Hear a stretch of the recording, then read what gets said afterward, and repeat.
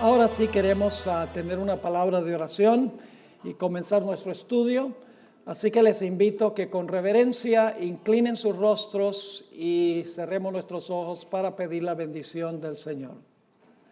Padre Celestial, gracias te damos por este hermoso y radiante día. Gracias te damos por la vida, por la salud, por tantas bendiciones que tú derramas diariamente sobre nosotros. Especialmente te damos gracias por tu palabra, que es una guía segura en un mundo que anda tan confundido. Te pedimos, Señor, que al abrir tu santo libro, que tu Santo Espíritu se manifieste en este lugar. Danos mentes abiertas para comprender y corazones abiertos para recibir la semilla de la verdad. Si hay alguien aquí que no ha hecho una entrega sin reservas a Jesús, te ruego que este sea el tiempo en que lo haga. Y gracias te damos por escuchar, por responder nuestra oración, pues te lo imploramos en el precioso nombre que es sobre todo nombre, el nombre de Jesús. Amén. Durante el transcurso de esta semana hemos estado hablando de la gran cadena profética. Y para beneficio de aquellas personas que no han podido estar con nosotros, yo sé que hay circunstancias que no lo permiten, trabajo, asuntos familiares, etcétera. Quiero repasar la cadena que hemos estado estudiando.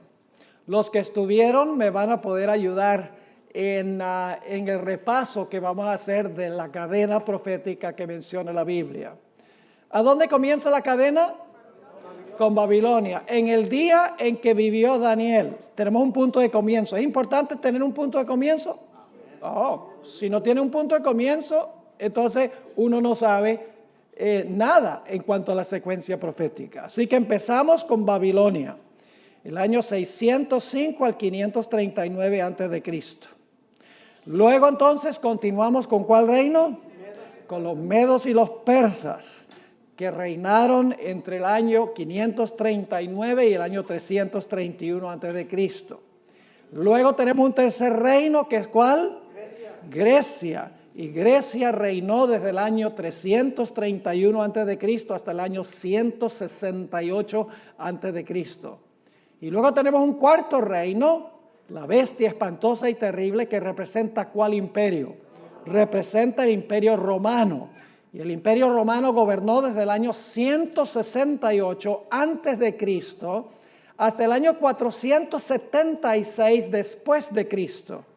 Y en el 476 el imperio romano se fragmentó y quedó ¿qué? Dividido en 10 reinos.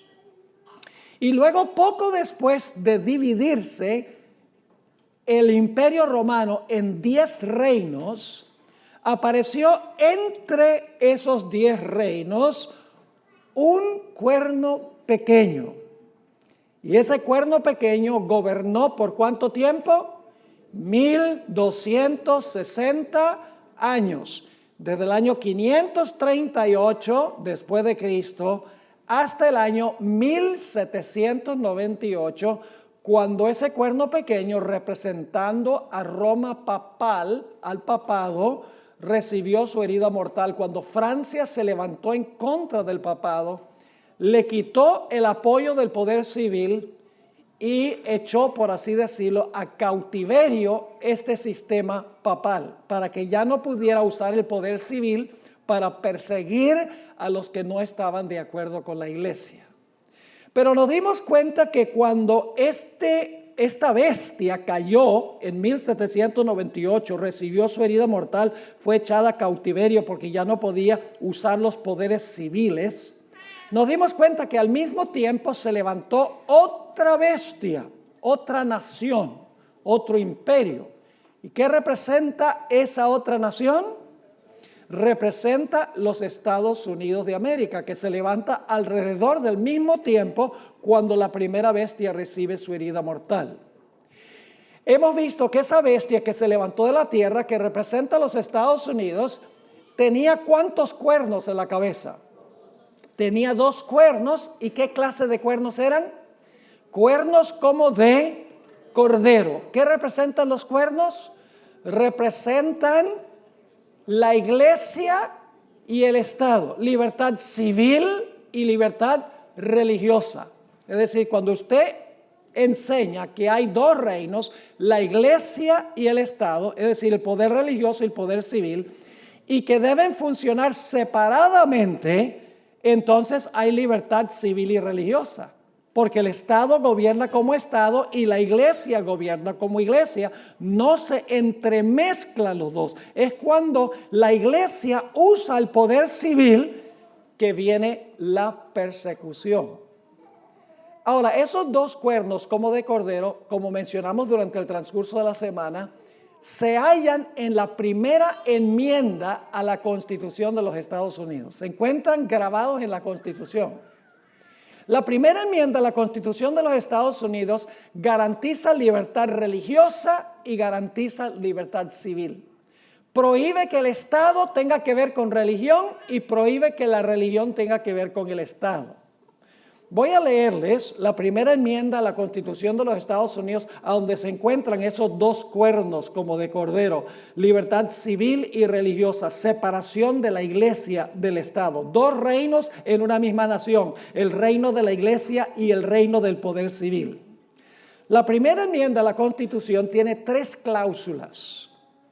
La primera cláusula de la primera enmienda a la Constitución de los Estados Unidos dice: el Congreso redacta las leyes, ustedes saben eso. El Congreso no hará ninguna ley con respecto a establecer religión.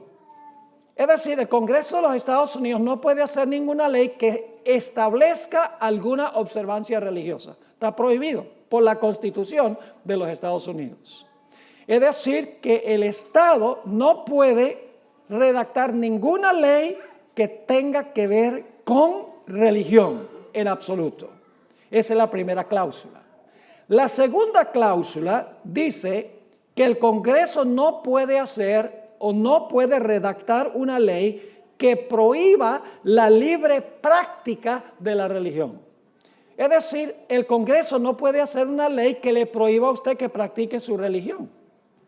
Así que las primeras 2 cláusulas de la primera enmienda a la Constitución garantizan libertad religiosa. Le prohíben al poder civil que haga leyes religiosas, que establezcan alguna observancia religiosa o que prohíban que la gente practique libremente su religión. Y la tercera cláusula de la primera enmienda garantiza plenos derechos civiles. Entre esos derechos está la libertad de expresión, freedom of speech, está la libertad de la prensa, está el derecho que tiene el pueblo de reunirse pacíficamente y también el derecho que tiene la gente de pedirle al gobierno que les haga justicia. Esos son derechos civiles. Es decir, en la primera enmienda a la Constitución de los Estados Unidos hay garantía de libertad civil y libertad religiosa. Ahora, anoche estábamos estudiando en cuanto al tiempo de angustia que le espera al pueblo de Dios. Nos dimos cuenta que había varios comunes denominadores en todas estas historias que hemos estado estudiando. En primer lugar, tenemos en todas estas historias un remanente fiel a Dios. En segundo lugar, ese remanente fiel es perseguido por enemigos. En tercer lugar, como resultado de la persecución por los enemigos, viene un tiempo de angustia para el remanente. Y en el tiempo de angustia, la fe y la confianza del remanente de Dios en el Señor es severamente probada. Ruegan a Dios que los libre de sus enemigos. Pero Dios no responde sus plegarias inmediatamente. Hay una demora. Recuerdan que estudiamos eso anoche. Hay una demora. Dios se demora en responder. Y algunos dicen, ¿pero por qué Dios se demora? Vamos a responder esa pregunta en esta mañana. ¿Por qué es que Dios no responde a las plegarias de su pueblo de que Dios los libre de sus enemigos cuando ellos claman a Dios? ¿Por qué es que Dios se demora? Pero vimos también que después de la demora, Dios interviene. ¿Para qué? Dios interviene para librar a su pueblo. Esos son los comunes denominadores de todos los pasajes en la Biblia que describen el tiempo de angustia por el cual pasará el pueblo de Dios. Ahora, mis hermanos y hermanas, la Biblia nos dice claramente, el libro de Apocalipsis más específicamente, que va a llegar el momento en que los Estados Unidos de América va a ayudar a la primera bestia a recuperar su poder, el poder que perdió en 1798. Todo lo que hace esta segunda bestia, la bestia que se levanta de la tierra, es para complacer a la primera bestia. Ustedes saben que las otras bestias de Daniel pelearon con la bestia inmediatamente anterior para quitarle el poder. Por ejemplo, el oso acabó con el león, el leopardo acabó con el oso, el dragón acabó con el leopardo, cada uno para ascender al poder. Pero esta bestia que se levanta de la tierra no lucha con la bestia anterior, con la bestia del mar que representa el papado, sino que todo lo que hace es con el fin de devolverle a la primera bestia el poder que perdió cuando recibió la herida mortal. Por eso es que en Apocalipsis 13 dice que esta bestia de la tierra ejerce toda la autoridad de la primera bestia. Dice que todo lo que hace lo hace en la presencia o en favor de la primera bestia. Dice que manda a todos a adorar a la primera bestia. Hace una imagen de la primera bestia. Impone la marca de la primera bestia. Es decir, algo que parece insólito, los Estados Unidos de América va a repudiar lo que representan los dos cuernos. No va a deshacerse de la primera enmienda, sino que va a decir que leyes inconstitucionales son constitucionales. Es muy obvio, mis hermanos y hermanas, que una ley dominical en los Estados Unidos sería una violación de la primera enmienda a la Constitución. Yo pregunto, ¿una ley dominical sería establecer religión? ¿Estaría estableciendo una observancia religiosa el Congreso si hiciera una ley dominical? Cualquier persona podría entender que esa ley es inconstitucional, pero si la Corte Suprema dice que es constitucional, la ley va. Yo pregunto, ¿sería inconstitucional que se hiciera una ley que prohibiera guardar el sábado? Sería inconstitucional porque sería prohibir el derecho que usted tiene de practicar su religión. Pero el Espíritu de Profecía nos dice claramente que va a llegar el momento en que el Congreso no solamente va a hacer una ley que todos tienen que observar el domingo, sino que va a ser una ley que prohíba también que la gente guarde el sábado como día de reposo. Es decir, va a violar las primeras dos cláusulas de la primera enmienda. Va a establecer una observancia religiosa y va a prohibir que la gente practique libremente su religión. Es decir, va a unir la iglesia con el Estado. El poder civil va a imponer observancias religiosas y como resultado va a venir ¿qué cosa? La persecución. Porque siempre que la iglesia y el poder civil se unen, siempre que la iglesia usa el poder civil para imponer sus prácticas y sus creencias, el resultado inevitablemente es la persecución. Ahora, hay dos historias en el libro de Daniel que ilustran las primeras dos cláusulas de la primera enmienda a la Constitución de los Estados Unidos. Y tiene que ver con lo que hemos estado hablando. En Daniel el capítulo 3, tenemos lo que sucede cuando un gobernante civil establece una observancia religiosa. Vamos a ver qué sucede cuando el poder civil, el rey, impone una observancia religiosa. Ahora, cuando examinamos Daniel 3, es muy interesante notar la conexión entre este capítulo y Apocalipsis, el capítulo 13. En Daniel, el capítulo 3, tenemos un rey, Nabucodonosor, que por un tiempo vivió como bestia. Nabucodonosor vivió como bestia por un tiempo, por 7 años. ¿Qué hizo Nabucodonosor? Levantó una ¿qué? Una imagen. Y mandó a todos que hicieran ¿qué? Que adoraran la imagen. Y cualquiera que no adorara la imagen debía ser ¿qué? Muerto. Yo pregunto, ¿a dónde encuentra uno en la Biblia un concepto similar a ese, una bestia que levanta una imagen, manda a todos a adorar y manda a matar a todos los que no adoren. En Apocalipsis 13. Es obvio que la historia de Daniel 3 tiene un cumplimiento mayor en Apocalipsis el capítulo 13. Es decir, lo que ocurrió allá en la Babilonia literal, con el Israel literal, en un valle literal, con una imagen literal, con gente inclinándose ante la imagen literalmente, eso simboliza eventos que van a suceder en el futuro, con Babilonia espiritual y mundial, con el Israel espiritual de Dios, es decir, todos los creyentes. La imagen ya no es una estatua, sino que la imagen representa un concepto espiritual. ¿Me están entendiendo lo que estoy diciendo?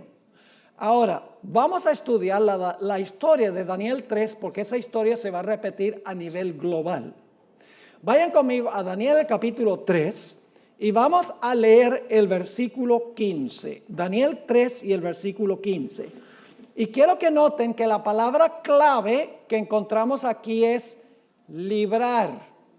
Librar. Anoche vimos eso en nuestro último tema. El rey levanta la imagen, manda a todos a adorar. Hay un remanente fiel que dice: nosotros no vamos a adorar tu imagen, ni vamos a servir a tus dioses. Olvídate de eso, le dicen a Nabucodonosor. Desobedecieron la ley del rey, ¿sí o no? Hay veces que tenemos derecho de desobedecer las leyes civiles. Sí, cuando interfieren con ¿qué? Cuando interfieren con la religión. Tenemos derecho de desobedecer las leyes civiles. Fuera de eso, debemos obedecer las leyes civiles. Pero si el Estado hace leyes que coarten nuestros derechos religiosos, entonces nuestros derechos religiosos, lo que le debemos a Dios, viene primero. Ahora, fíjense lo que dice en Daniel 3 y el versículo 15. Dice el rey Nabucodonosor a estos tres jóvenes que se quedan parados: ahora pues, ¿estáis dispuestos para que al oír el son de la bocina, de la flauta, del tamboril, del arpa, del salterio, de la zampoña y de todo instrumento de música, os postréis y adoréis la estatua que he hecho? Porque si no la adoraréis, en la misma hora seréis echados en medio de un horno de fuego ardiendo. Y ahora fíjense la pregunta del rey: ¿y qué Dios será aquel que os... la palabrita clave, que os libre de mis manos? El rey Nabucodonosor dice: no hay Dios que pueda librarlos a ustedes de mis manos. ¿Cómo responden los jóvenes? Noten el versículo 16 al versículo 18. Sadrach, Mesach y Abednego respondieron al rey Nabucodonosor diciendo: no es necesario que te respondamos sobre este asunto. He aquí nuestro Dios, a quien servimos, puede, ya otra vez la palabra clave, puede librarnos del horno de fuego ardiendo, y de tu mano, oh rey, nos librará. Palabra clave. Esa palabra librar está solo en 3 capítulos de Daniel. Capítulo 3, capítulo 6 y el capítulo 12:1. En aquel tiempo tu pueblo será libertado. Todo el que se hallara escrito en el libro. Ahora, estos jóvenes no eran presuntuosos, porque en el versículo 18 ellos dicen: y si no, si Dios escoge no librarnos del horno de fuego, sepas, oh rey, que no serviremos a tus dioses, ni tampoco adoraremos la estatua que has levantado. Si nos libra Dios, bien. Y si no nos libra, también. Somos siervos de Dios, venga lo bueno o venga lo malo. Tengamos que vivir o tengamos que morir, nosotros servimos a Jehová. Ustedes saben cómo la historia transpira. Nabucodonosor echa a los 3 jóvenes al horno. ¿Hubo una demora en Dios librarlos? ¿Se demoró Dios en librarlos? Óigame, hubiera sido mucho más fácil que Dios le diera un infarto al rey Nabucodonosor. Tuvieron que pasar por un tiempo de angustia esos muchachos. Que sí, ¿qué? Dios no los libró inmediatamente. No los libró del horno, sino que los libró en el horno. En medio de la aflicción, Dios los libró. En medio del tiempo de angustia, Dios los libró. Y fíjense cómo es que Dios los libró. Daniel 3 y el versículo 25. Nabucodonosor ahora mira allí dentro del horno y dice: he aquí, yo veo 4 varones sueltos. Porque dice, no echamos 3, yo veo 4. Que se pasean en medio del fuego sin sufrir daño, y el aspecto del cuarto es semejante, y la traducción del 60 dice, al hijo de los dioses. Esa no es una buena traducción. La palabra es Elohim. Es la palabra que en Génesis 1:1 se traduce: en el principio creó Dios los cielos y la tierra. Es decir, el que estaba en el horno era ¿quién? El Hijo de Dios. ¿Quién en persona? Cristo Jesús en persona. Pero ahora quiero que noten un detalle muy interesante. ¿Quién era el Hijo de Dios? Noten lo que declara el versículo 28. Nabucodonosor está hablando aquí. Entonces Nabucodonosor dijo: bendito sea el Dios de ellos, de Sadrach, Mesach y Abednego, que envió su ¿qué? ¿Quién era el Hijo de Dios? El ángel. ¿Cómo es el nombre de ese ángel? Miguel, en el capítulo 12. ¿Me están entendiendo lo que está diciendo? Ahora fíjense lo que sigue diciendo. Dice que envió su ángel. ¿Y cuál es la siguiente palabra? ¿Y qué? Oh, libró a sus siervos. ¿Por qué los libró? Porque confiaron en él y que no cumplieron el edicto del rey y entregaron sus cuerpos antes que servir y adorar a otro Dios que su Dios. Qué tremenda historia. Jesús mismo entró. El ángel de Jehová del Antiguo Testamento entró al horno y caminó con ellos. Y cuando Nabucodonosor los sacó del horno, ni siquiera olían a humo. Sus mantos, sus turbantes estaban completos. Lo único que se quemó fueron las sogas con las cuales habían sido atados. Cuando Dios libra, libra de verdad. Y luego, después que Dios los libra, fíjense lo que dijo el rey Nabucodonosor en Daniel 3, 28 y 29. Entonces Nabucodonosor dijo: bendito sea el Dios de ellos, de Sadrach, Mesach y Abednego, que envió su ángel y libró a sus siervos que confiaron en él y que no cumplieron el edicto del rey y entregaron sus cuerpos antes que servir y adorar a otro Dios que su Dios. Y luego fíjense el decreto que da el rey. Es un decreto ilegítimo este que da el rey. El rey todavía no entendía el asunto de que él no tenía derecho de imponer ninguna observancia religiosa. No entendió lo que Dios le estaba tratando de enseñar. Dice en el versículo 29, por lo tanto, decreto que todo pueblo, nación o lengua que dijere blasfemia contra el Dios de Sadrach, Mesach y Abednego sea descuartizado y su casa convertida en muladar, por cuanto no hay Dios que pueda librar como este. ¿Cuál es la palabra clave a través del capítulo 3? Librar. Ahora yo pregunto, ¿en esta historia hay un remanente fiel? ¿Hay un enemigo? ¿Pasa por un tiempo de angustia el remanente fiel? ¿Su fe es severamente probada? Imagínense, están viendo un horno calentado 7 veces más caliente. ¿Ustedes no creen que eso fue una prueba grandísima para ellos? Indudablemente fuerte. ¿Hubo una demora en Dios librarlos? Sí, tuvieron que pasar por el horno, pero finalmente fueron librados por Dios. Ese es el clímax de la historia. Fueron librados por Dios. Ahora, otra historia que encontramos en Daniel que ilustra lo que va a pasar con el pueblo de Dios al final de la historia es la historia de Daniel 6.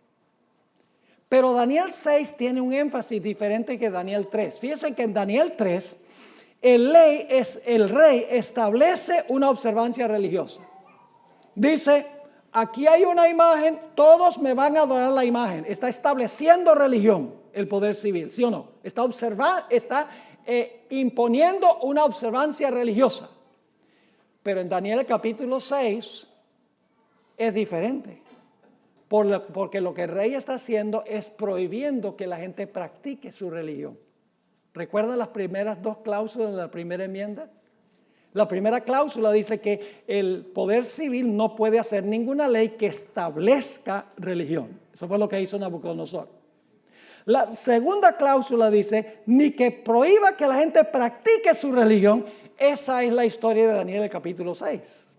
Vamos a examinar Daniel el capítulo 6. En todas estas historias, mis hermanos y hermanas, tiene que ver con la ley de Dios y con adoración. La crisis final va a tener que ver con la ley de Dios y con la adoración. Con la primera tabla de la ley, con los primeros 4 mandamientos. El conflicto final tiene que ver con los primeros 4 mandamientos de la ley de Dios. Otra vez en Daniel 6 la palabra clave es librar. Note lo que dice Daniel 6 y el versículo 5. Estos son los enemigos de Daniel. Lo odian porque es fiel a Dios. Porque no adora al Dios de ellos.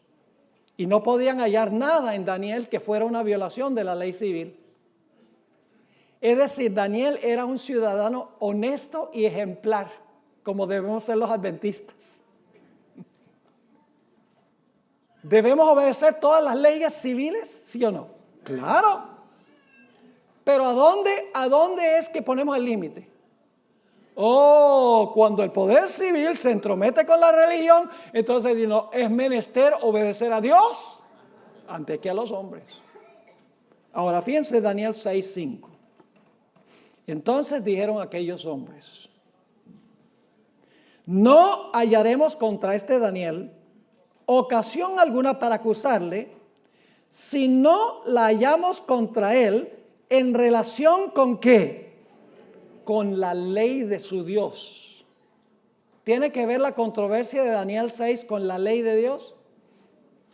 ¿Qué dice el mundo cristiano hoy en cuanto a la ley de Dios? Fue clavado en la cruz. No se puede guardar.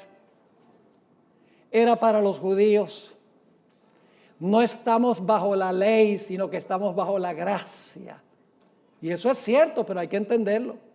Lo que pasa es que no leen el siguiente versículo. Después que Pablo dice, no estamos bajo la ley, sino bajo la gracia, Pablo dice, entonces vamos a pecar porque no estamos bajo la ley, sino bajo la gracia. En ninguna manera, dice. No leen el siguiente versículo. Leen donde dice, donde abundó el pecado, sobreabundó la gracia. Gloria a Dios, dice, entonces pequemos mucho para que haya mucha gracia. No lo dicen así, pero esa es la insinuación. Y entonces Pablo dice, entonces pecaremos mucho para que la gracia abunde. En ninguna manera, dice Pablo, en el mismo contexto. Algunos dicen, somos justificados por la fe sin las obras de la ley. Pero enseguida, si leen enseguida después, Pablo dice, luego entonces invalidamos la ley por la fe. No, la establecemos. Pero el mundo cristiano quiere deshacerse de la ley.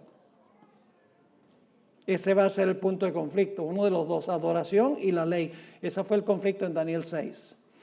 Así que los enemigos de Daniel preparan una trama para engañar al rey.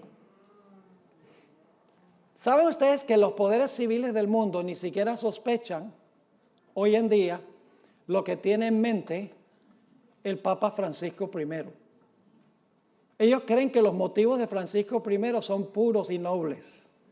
Acabar con la pobreza. ¿Quién no va a querer acabar con la pobreza? Resolver el problema del cambio climático. ¿Quién va a discutir que eso no es importante?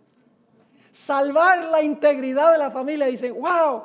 Eso es algo importantísimo. Lo que no saben es que esos 3 puntos, detrás de esos 3 puntos, es que la iglesia romana recupere el poder que perdió para influir sobre los reyes de la tierra para cumplir lo que la iglesia romana quiere. Eso es lo que no se dan cuenta. Pero los líderes políticos del mundo dicen, esto es maravilloso. pero no conocen la motivación detrás de la agenda del Papa Francisco I y de la Iglesia Romana. Conocen lo que ven, pero no conocen la motivación detrás de lo que ellos ven.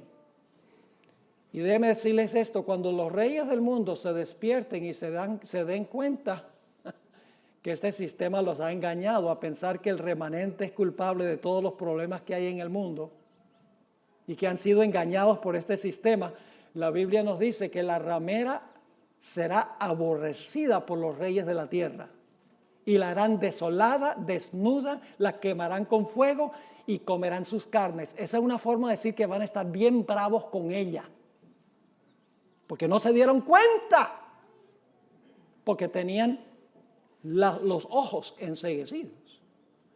Va a pasar como sucedió en los días de Esther, y de eso vamos a hablar en unos momentos. Yo pregunto, ¿Amán engañó al rey? Claro, digo, esta gente es una amenaza.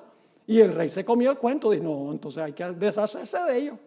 Oh, pero cuando el rey se despertó, pobre Amán. Esa historia se repite a través de toda la escritura. Ahora, noten Daniel 6 al 9, la trama que preparan los enemigos. Dice, entonces estos gobernadores y sátrapas se juntaron delante del rey y le dijeron así, Rey Darío para siempre vive. Todos los gobernadores del reino, magistrados, sátrapas, príncipes y capitanes han acordado por consejo que promulgues un edicto real y lo confirmes que en cualquiera que en el espacio de 30 días demande petición de cualquier dios u hombre fuera de ti, oh rey, sea echado en el foso de los leones. Y el rey dice, mira cómo me quieren estos gobernantes. Que nadie puede hacer una petición sino a mí. Se siente halagado, pero no sabe que lo están engañando.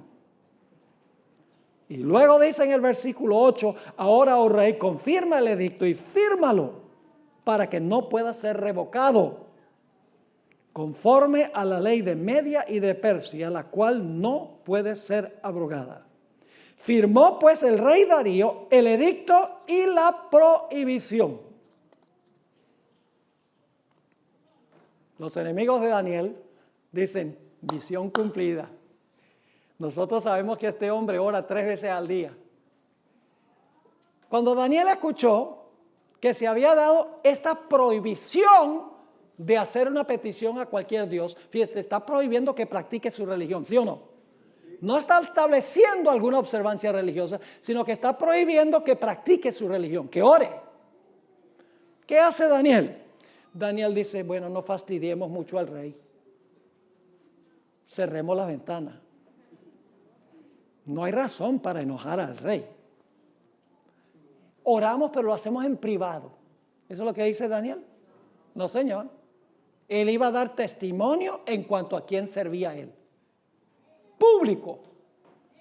Así que dice en Daniel 6:10, cuando Daniel supo que el edicto había sido firmado, entró en su casa y abiertas las ventanas de su cámara que daban hacia Jerusalén, se arrodillaba.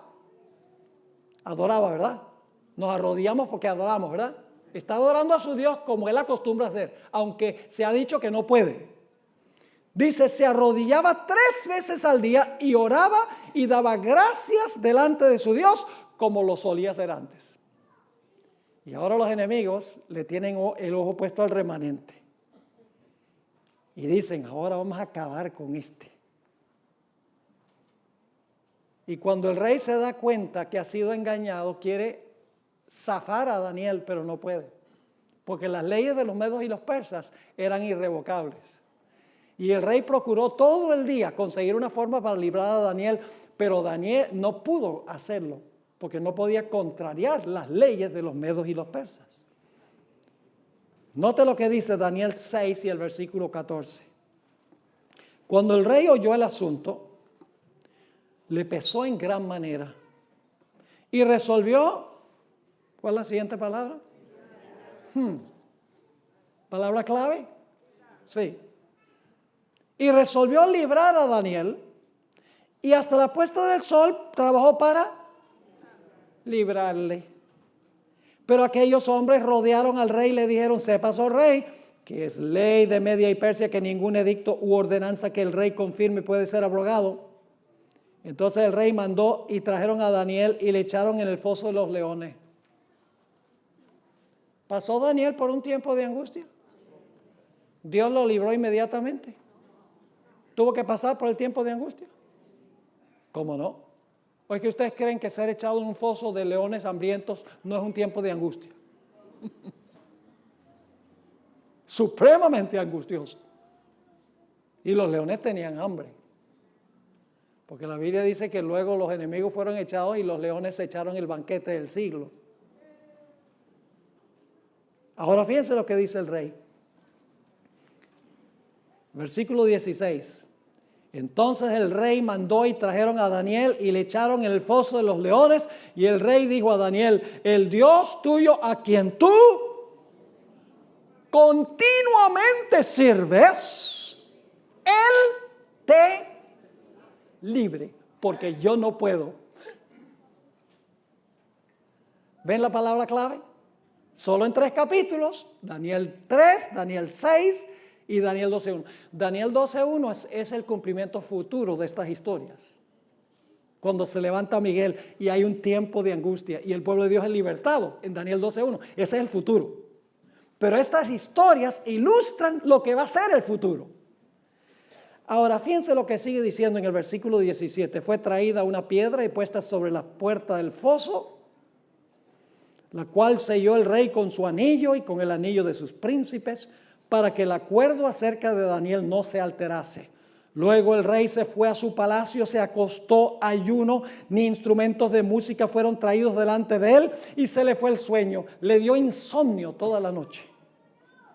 El rey pues se levantó muy de mañana y fue apresuradamente al foso de los leones, y acercándose al foso llamó a voces a Daniel con voz triste y le dijo: Daniel, siervo del Dios viviente, el Dios tuyo, a quien tú ¿qué? Continuamente sirves, ¿te ha podido librar de los leones? Entonces Daniel respondió al rey: oh rey, vive para siempre. Mi Dios envió su... ¿Quién libró a los 3 jóvenes del horno? El Hijo de Dios, que era el ángel de Jehová. ¿Quién libró al Daniel de los leones?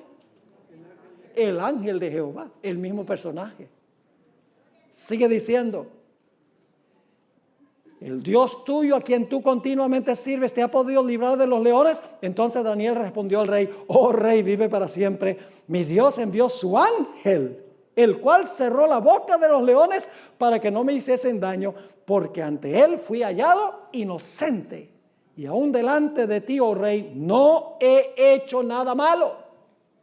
Entonces se alegró en gran manera a causa de él el rey, y mandó sacar a Daniel del foso, y fue Daniel sacado del foso. Y ahora escuchen esto: y ninguna lesión se halló en él, porque había confiado en su Dios. ¿Ven la cantidad de veces que se enfatiza que tuvo fe, tuvo confianza en su Dios? Vez tras vez, el Dios a quien tú continuamente sirves, ¿te ha podido librar? Daniel dice: sí, me libró. Y luego entonces el rey hace un decreto. Y otra vez el decreto que hace el rey está fuera de su jurisdicción. Cuando Nabucodonosor dijo: ahora todo el mundo me va a servir al Dios de Daniel, si no lo vamos a descuartizar. Eso era ilegítimo. Y lo que dice Darío ahora también es ilegítimo, porque el poder civil no puede mandar a la gente a honrar al Dios verdadero, ni puede llevar a la gente a honrar un Dios falso. Porque lo que yo le debo a Dios es de Dios, no del poder civil. Noten Daniel 6, 25 al 27. Entonces el rey Darío escribió a todos los pueblos, naciones y lenguas que habitan en toda la tierra: paz os sea multiplicada. De parte mía es puesta esta ordenanza, que en todo el dominio de mi reino todos teman y tiemblen ante la presencia del Dios de Daniel. ¿Qué tal si Obama dijera: yo mando a todo el mundo a temblar ante el Dios de Daniel? ¿Sería legítimo ese decreto? No. Porque el poder civil no puede mandar a la gente a temblar delante de Dios. porque es un deber religioso. Y el poder civil no puede imponer ningún decreto religioso. Suena bonito, pero no funciona. Sigue diciendo aquí. Entonces el rey Darío escribió a todos los pueblos, naciones y lenguas que habitan en toda la tierra: paz os sea multiplicada de parte de mí expuesta esta ordenanza, que en todo el dominio de mi reino todos teman y tiemblen ante la presencia del Dios de Daniel, porque Él es el Dios viviente y permanece por todos los siglos, y su reino no será jamás destruido, y su dominio perdurará hasta el fin. Él salva y...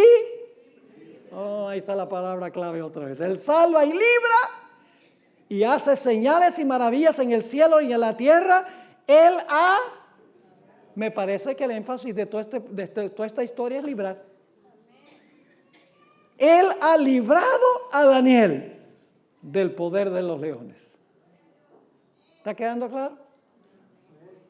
Yo pregunto, ¿va a venir un tiempo de angustia cual nunca se ha visto en la historia del mundo? Sí, Señor. Quieran creerlo o no. No se crean ustedes que Dios va a llevarnos al cielo en el rapto.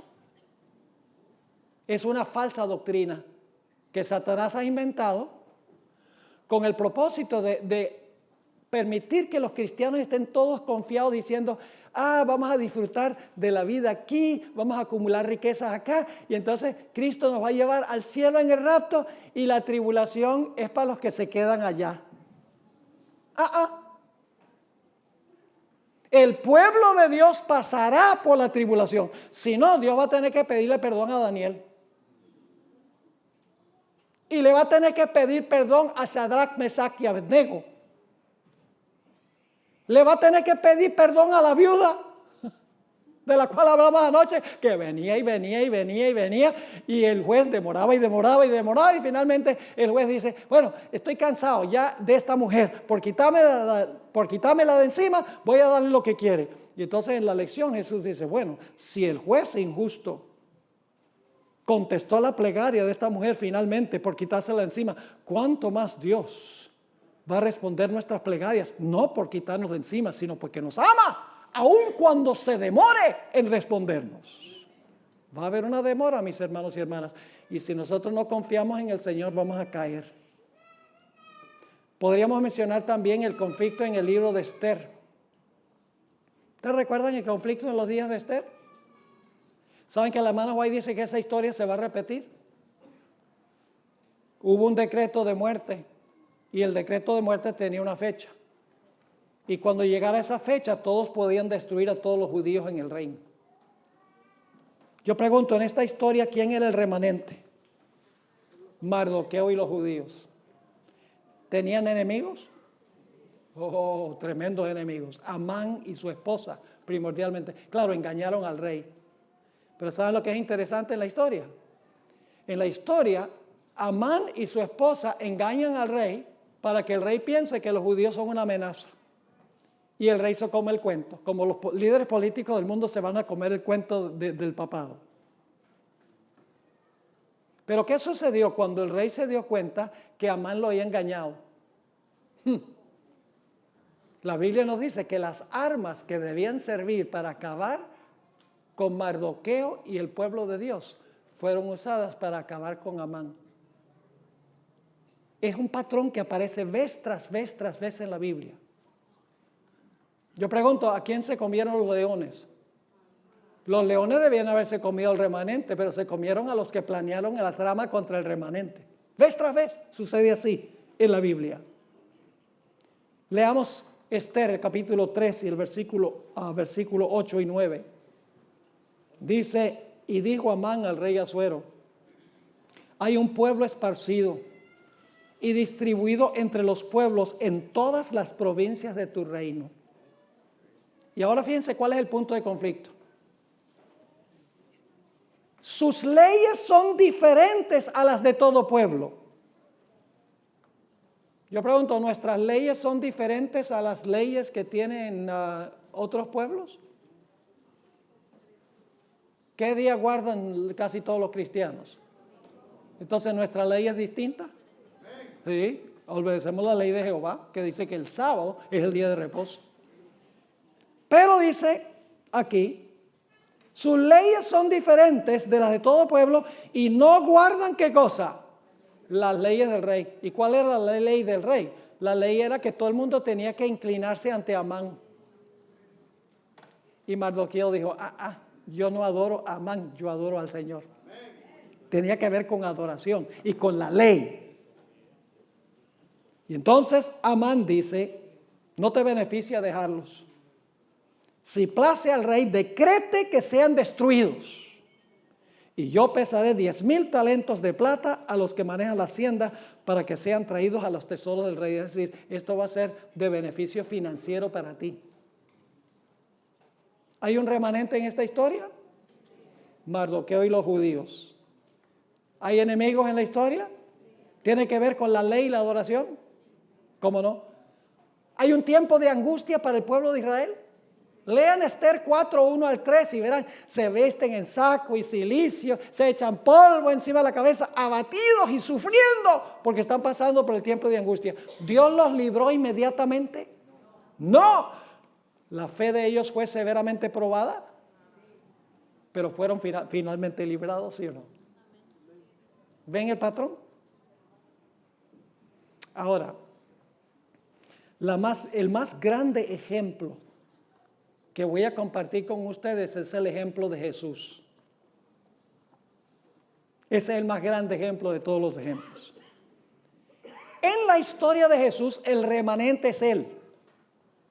Vamos a hablar de los eventos finales de la vida de Jesús. El remanente es Jesús. Yo pregunto, al final de su vida, ¿tenía un grupo de enemigos que querían acabar con Él? Sí. Satanás era el primero. Los dirigentes religiosos estaban también ahí. ¿No es así? ¿Engañaron a Pilato? Interesante. 4 veces Pilato dijo, este hombre es inocente. Sin embargo, lo condenó por salvar su puesto político. Porque ellos dijeron, te vamos a acusar con César. Y César te va a quitar porque él dijo que era rey. Pero Pilato ya había examinado a Jesús y Jesús dijo, yo no soy rey de este mundo, yo soy otra clase de rey. Pilato estaba convencido, pero ellos dijeron, vamos a decirle a César que tú dejaste irse a uno que decía que era rey y que es rival de él, y entonces él te va a quitar de tu puesto político. Por conveniencia política, Pilato condenó a un hombre inocente. Así que varios enemigos se unieron en contra de Jesús. Yo pregunto, ¿la fe de Jesús fue severamente probada en la crisis que afrontó? Les comparto nada más algunos detalles del tiempo de angustia de Jesús. Estudia nada más el capítulo que se titula Getsemaní, en el deseo de todas las gentes. Ahí van a ver el tiempo de angustia de Jesús. No es primordialmente la angustia de que lo van a destruir sus enemigos. La angustia de que la carga de pecados que lleva es tan grande que nunca verá el rostro reconciliador de su Padre.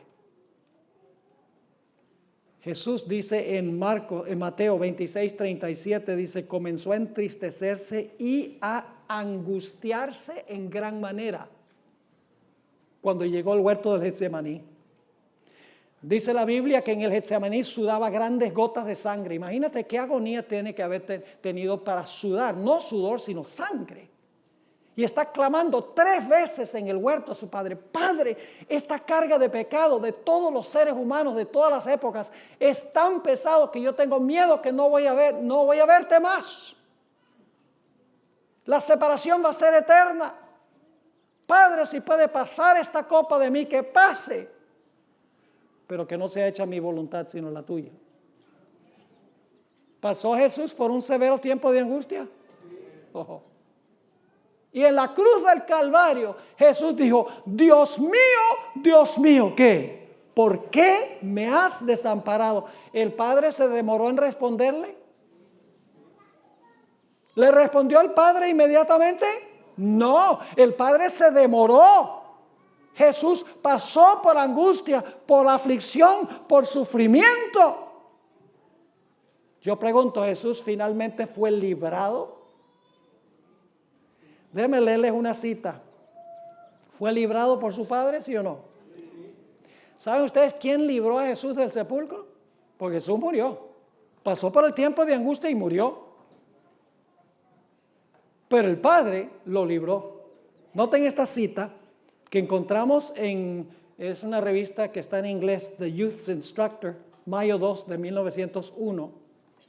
La sierva del Señor declaró: aquel que murió por los pecados del mundo debía permanecer en la tumba por el tiempo establecido. Estaba como prisionero de la justicia divina. ¿Jesús estaba qué?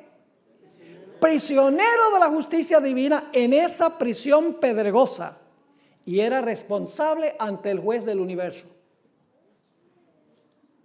Y luego dice, estaba llevando sobre sí los pecados del mundo y solo su Padre lo podía soltar. ¿Qué sería sinónimo de soltar? Librar, gracias. ¿Quién era el único que lo podía librar?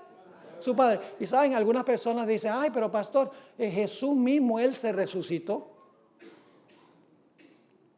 Porque Jesús dijo, yo tengo autoridad para poner mi vida y tengo autoridad para tomarla también.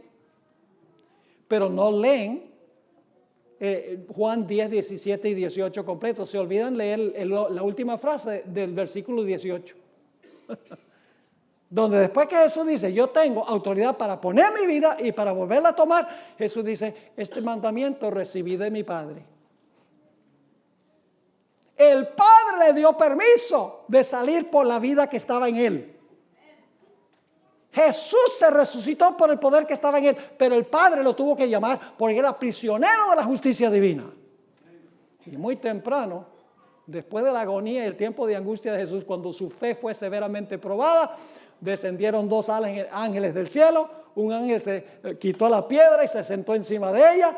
El otro ángel, según dice primeros escritos, se paró delante del sepulcro y con una voz rugiente que hizo temblar la tierra, dijo, oh Hijo de Dios, tu Padre te llama. Y en ese momento sale Jesús, ya se había quitado las vendas con las cuales lo habían envuelto, sale y dice, yo soy la resurrección y la vida. ¿Fue librado por su Padre?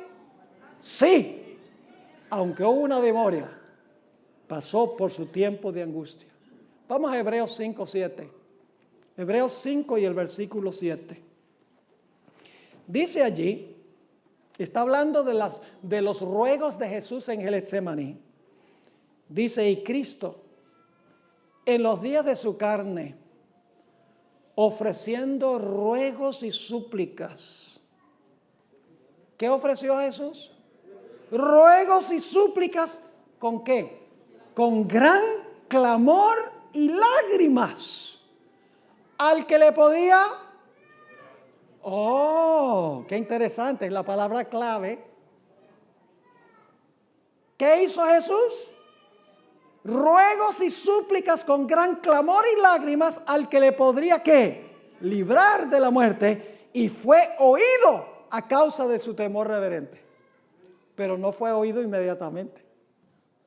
Fue oído cuando salió del sepulcro y su Padre lo libró. ¿Por qué permitió Dios que Jesús pasara por esto? El siguiente versículo lo dice. Aunque era hijo, por lo que padeció, aprendió ¿qué? La obediencia.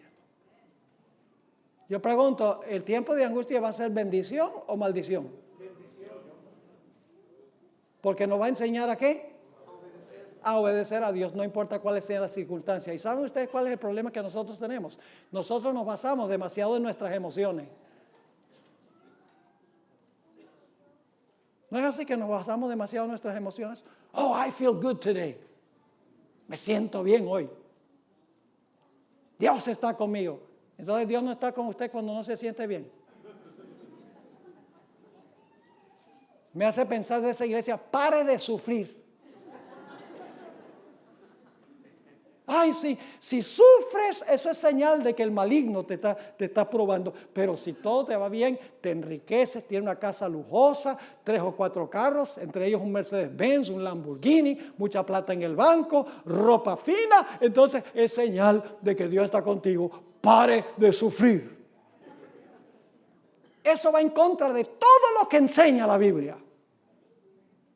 La Biblia dice que el sufrimiento nos enseña paciencia y perseverancia. Sin pruebas no hay crecimiento de nuestra fe, porque la fe crece cuando tenemos pruebas. Cuando no tenemos pruebas, la fe no crece. Si Jesús se hubiera basado en sus emociones, hubiera fracasado. Imagínese Jesús diciendo, mire, yo le oro a mi Padre y yo no lo siento aquí.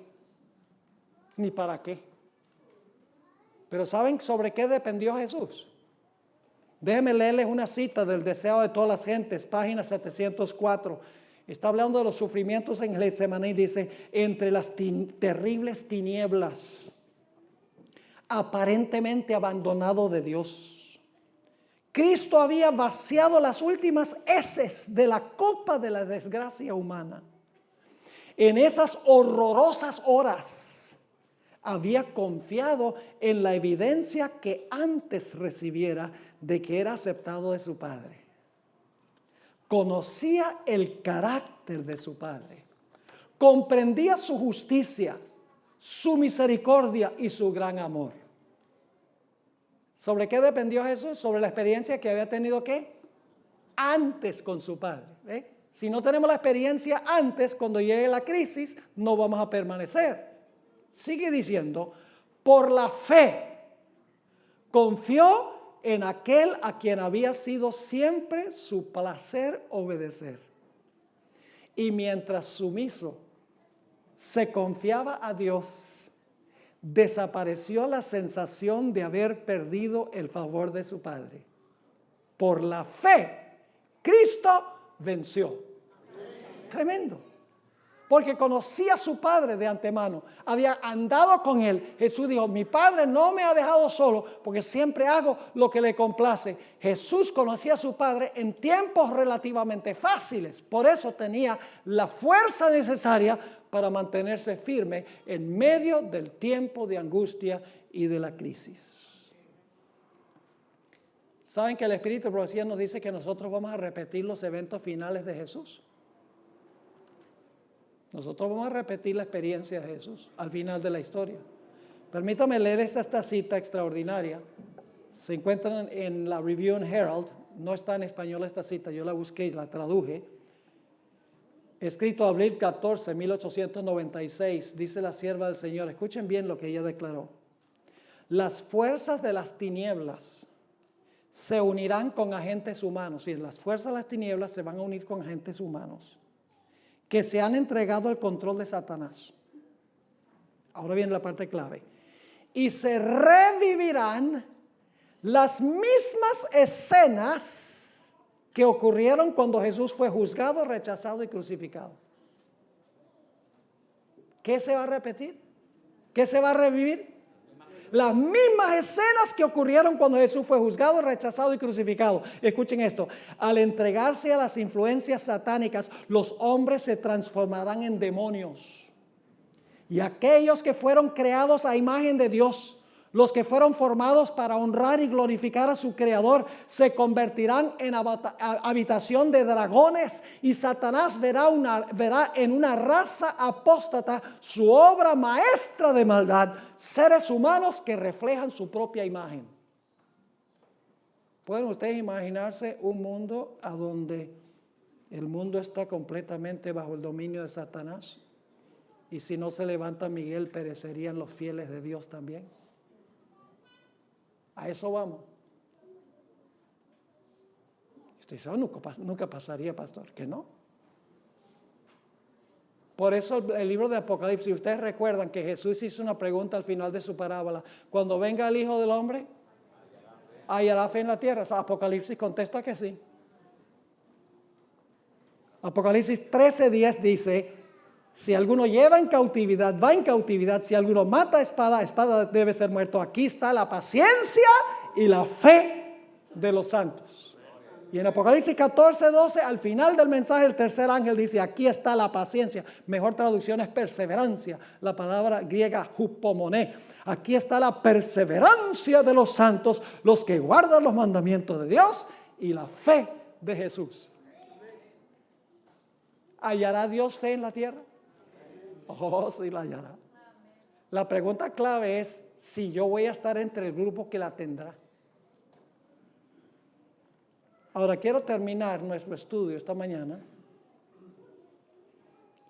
tratando de contestar la pregunta, ¿por qué es que Dios demora en responder a su pueblo al final de la historia y permite que su pueblo pase por estos sufrimientos tan terribles que van a sobrecaer en este mundo?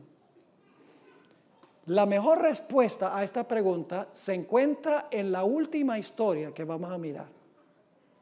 La historia del libro de Job. Y no vamos a estudiar en detalle esta historia. Solo vamos a mirar algunos detalles de esta historia. ¿Ustedes la conocen? La escena empieza presentando a Job. ¿Era un hombre próspero, sí o no? No solo próspero, era rico.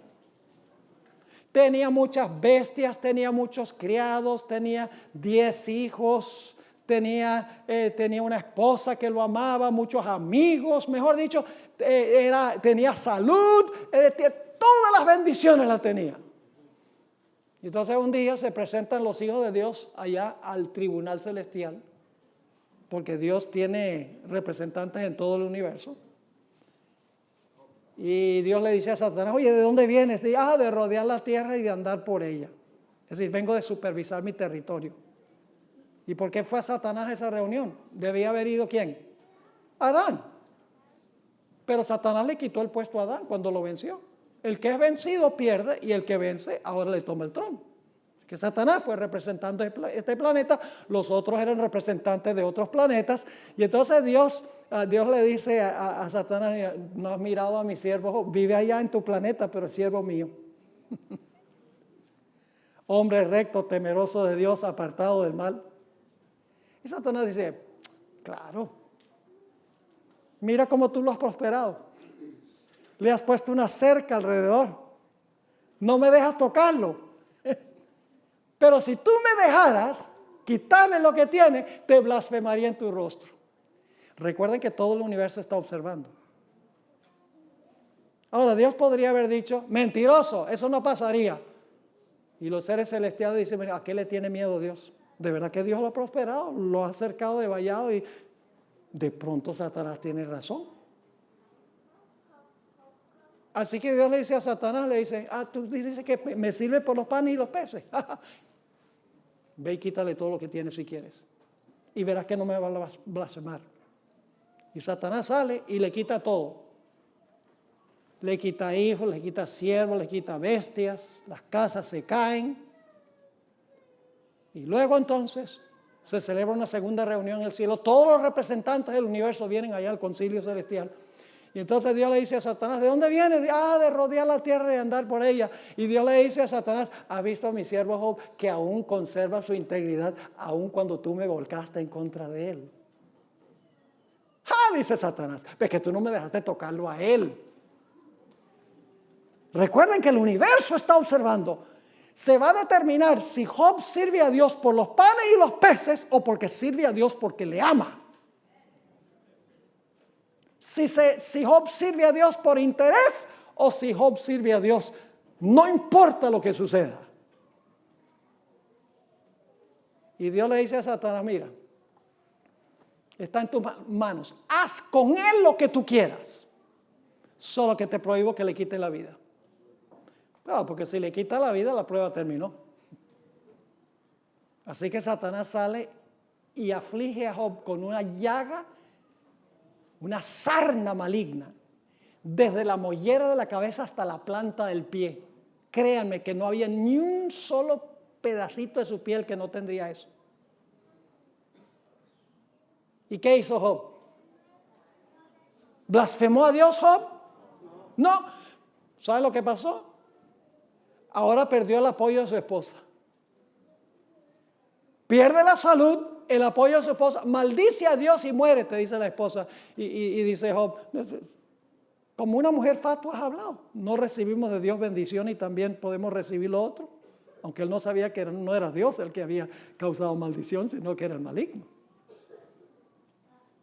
Y luego vienen los 3 amigos principales, íntimos, a consolarlo. Y se convierten en acusadores.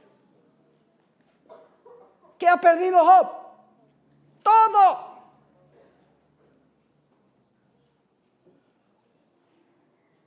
Y luego parece que Dios también lo abandonó. Porque desde el capítulo 3 hasta el capítulo 38, Job está clamando a Dios, le está diciendo, ¿por qué me está pasando esto? Explícame, por favor. Si yo pudiera ir a tu tribunal, yo sé que tú verías mi punto de vista. ¿Por qué es que me ha pasado esto? Le está preguntando a Dios, ¿por qué?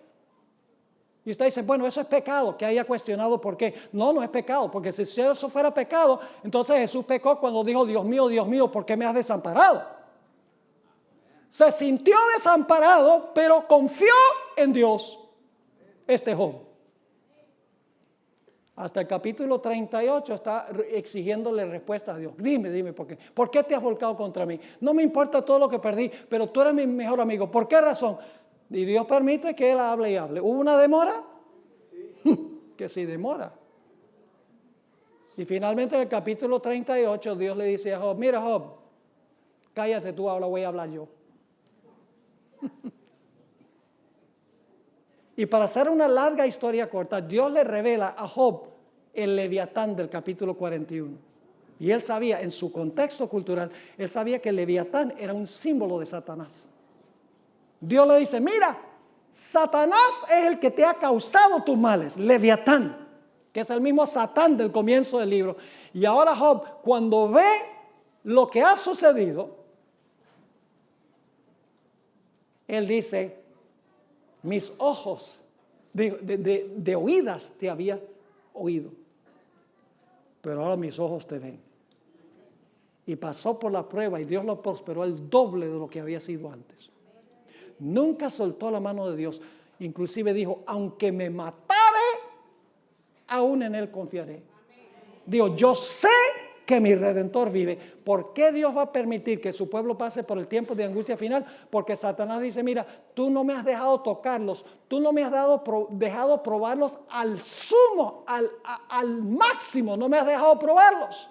Porque siempre vives protegiéndolos y ayudándolos. Pero si tú permitieras que yo les quitara todo, ellos te blasfemarían a tu rostro. Y Dios tendrá toda una generación de personas al final de la historia que van a pasar por la experiencia de Job. Todos los van a perder. Pero van a decir, aunque me matare, aún en él confiaré. Yo sé que mi Redentor vive. Y el universo celestial va a decir, Dios tiene razón. Esta gente les sirve no por todo lo bueno que Dios hace con ellos, sino que sirven a Dios, aunque vengan todos los males, sirven a Dios por puro amor. El carácter de Dios será vindicado ante el universo entero por el pueblo de Dios al final de la historia. Esa es la primera razón por la cual Dios permite que su pueblo pase por el tiempo de angustia. La segunda razón es que pasando por el horno de aflicción, nuestro carácter será purificado y preparado para el cielo. El mismo Job entendió eso cuando dijo en el capítulo 23, 10, dijo, cuando me hubiere probado, saldré como oro. Como lo dice Isaías 48, 10, he aquí, Dios dice, te he purificado, y no como a plata, te he escogido en horno de aflicción. Las pruebas nos pulen. Las pruebas fortalecen nuestro carácter. Las pruebas consumen la mundanalidad y preparan un carácter estelar para el cielo, un carácter semejante al carácter de Jesús. ¿Qué debemos estar haciendo ahora nosotros en este tiempo? ¿Ustedes creen que todo va a continuar así como ahora? No según las profecías. Y usted dice, pastor, pero no nos asuste.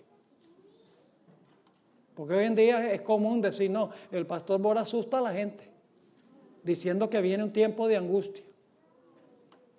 Entonces cuando el Weather Channel dice que viene un huracán, está asustando a la gente.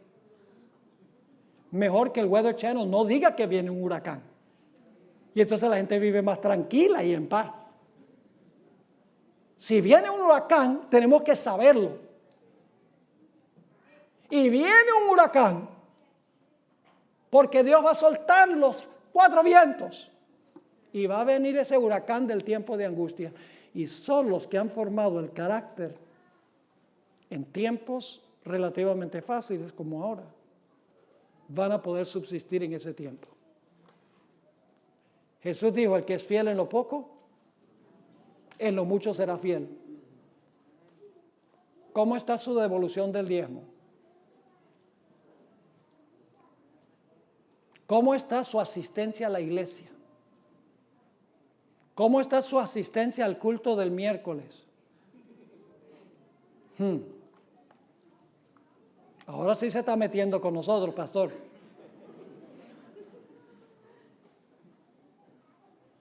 ¿Cómo está el cuidado de su salud? ¿Cómo está su relación con Dios en estos tiempos fáciles? Tenemos que hacernos la pregunta. Porque el que es fiel en lo poco, en lo mucho será fiel. Pero el que es infiel en lo poco, en lo mucho será infiel. Me gusta cómo lo puso Jeremías, y termino con esto. Jeremías dijo, si corriste con los de a pie y te cansaste, ¿cómo vas a correr con los caballos?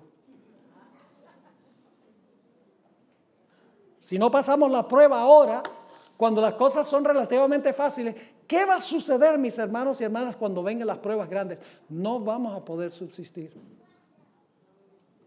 Yo quiero tener ahora una oración.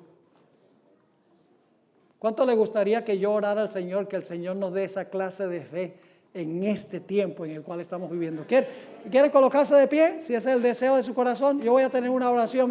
No seamos iguales cuando termine esta semana. Porque tenemos la tendencia, escuchamos una semana, nos animamos y dentro de una semana estamos iguales que antes. Que no sea así.